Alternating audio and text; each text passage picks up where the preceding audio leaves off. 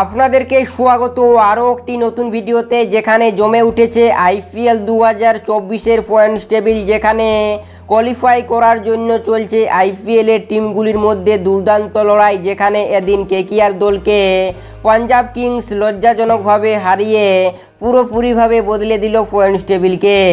যেখানে 261 রান করার পরও ম্যাচ হারতে হয়েছে কেকেআর দলকে। এক নতুন ইতিহাস তৈরি করে ম্যাচ জিতল পাঞ্জাব কিংস এদিন। তবে পাঞ্জাব ম্যাচ জিতায় অনেকের লাভ হয়েছে, অনেকের ক্ষতি হয়েছে। যেখানে আইপিএল থেকে ছিটকে গেল পুরোপুরিভাবে 4 দল, তারা কিন্তু বিদায় নিল আইপিএল থেকে এই পাঞ্জাবের হারের পর। তেমনই পাঞ্জাব ম্যাচ জিতায় কিন্তু 2 দল কনফার্ম রূপে সেমিফাইনাল উঠে গেল। যেখানে এরা কিন্তু খেলবে সেমিফাইনাল। যেখানে পয়েন্টস টেবিলে কেকেআরের কী অবস্থা রয়েছে ম্যাচ হারার পর, সম্পূর্ণ কিছুই তো জানাবো এই ভিডিওতে। যে বর্তমান সময়ে কী রকম রয়েছে পয়েন্টস টেবিল, কেকেআর দলের কী খবর এবং বাকি দলগুলি কে কোথায় রয়েছে। কেকেআর দল সেমিফাইনাল উঠতে হলে আর কেকেআর দলকে কয়টি ম্যাচ জিততে হবে, সম্পূর্ণ কিছুই তুলে ধরবো এই ভিডিওতে। তাই আপনাদের কাছে একটি মাত্র রিকোয়েস্ট করব যে ভিডিওটি সম্পূর্ণ দেখার অনুরোধ রইল। ও কেকেআর দলকে মন থেকে ভালোবেসে থাকলে অবশ্যই ভিডিওতে একটি লাইক দিয়ে চ্যানেলটিকে সাবস্ক্রাইব করে পাশে থাকা বেল আইকনটিকে বাজিয়ে রাখুন, কারণ এই চ্যানেলটিতে আইপিএল ও কেকেআরের ছোট থেকে বড় আপডেট সবার আগে পেয়ে থাকবেন। যেখানে এদিন দুর্দান্তভাবে ম্যাচ জিতেছে পাঞ্জাব কিংস, কেকেআর দলকে লজ্জাজনকভাবে হারিয়েছে। যেখানে কেকেআর দল 261 রান করার পরও ম্যাচ জিততে পারেনি পাঞ্জাবের সামনে। যেখানে ঐতিহাসিকভাবে ম্যাচ জিতেছে পাঞ্জাব কিংস এদিন। তাহলে চলো দেখে নেওয়া যাক কীরকম রয়েছে পয়েন্টস টেবিলের অবস্থা বর্তমান সময়ে। যেখানে পয়েন্টস টেবিলের টপে রয়েছে কিন্তু রাজস্থান রয়্যাল, যারা 8টি ম্যাচ খেলে 7টি জিতেছে, 1টি হেরেছে।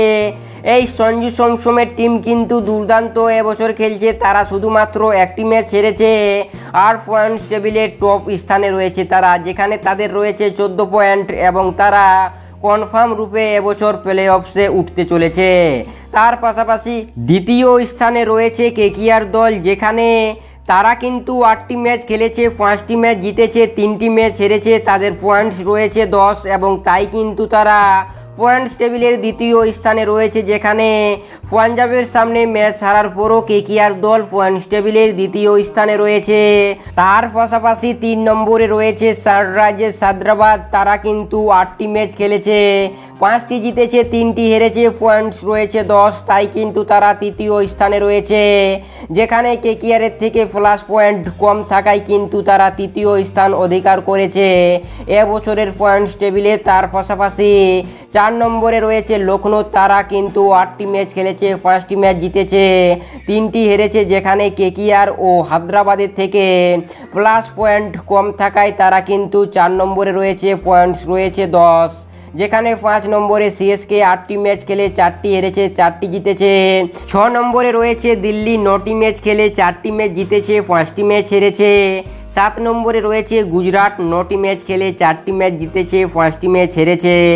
8 নম্বরে রয়েছে পাঞ্জাব, 9টি ম্যাচ খেলে 3টি ম্যাচ জিতেছে, 6টি ম্যাচ হেরেছে। 9 নম্বরে মুম্বাই, 8টি ম্যাচ খেলে 3টি ম্যাচ জিতেছে, 5টি ম্যাচ হেরেছে। 10 নম্বরে রয়েছে আরসিবি, যেখানে 9টি ম্যাচ খেলে 2টি ম্যাচ জিতে 7টি ম্যাচ হেরেছে। যেখানে এই হচ্ছে পয়েন্টস টেবিল। যেখানে আইপিএল থেকে পুরোপুরিভাবে ছিটকে গিয়েছে মুম্বাই, আরসিবি ও পাঞ্জাব কিংস। এদের কিন্তু আর চান্স নেই প্লে অফসে ওঠার জন্য। যেখানে এদের কিন্তু 100% কনফার্ম যে এরা আইপিএল থেকে ছিটকে গেছে। তেমনই প্লে অফসে উঠতে পারে 4 দল, যেগুলির নাম সব থেকে এগিয়ে রয়েছে রাজস্থান, কেকেআর, হায়দ্রাবাদ, লখনৌ। তাই আপনাদের মতে কোন 4 দল এবছর সেমিফাইনাল খেলতে পারে অবশ্যই কমেন্ট সেকশনে কমেন্ট করে আমাদের জানাতে ভুলবেন না। তাই এই ছিল পয়েন্টস টেবিলের আপডেট। আপনাদের এই বিষয়ে কি মতামত অবশ্যই কমেন্ট করুন। তাই আপনাদের সম্পূর্ণ ভিডিওটি দেখার জন্য অসংখ্য ধন্যবাদ।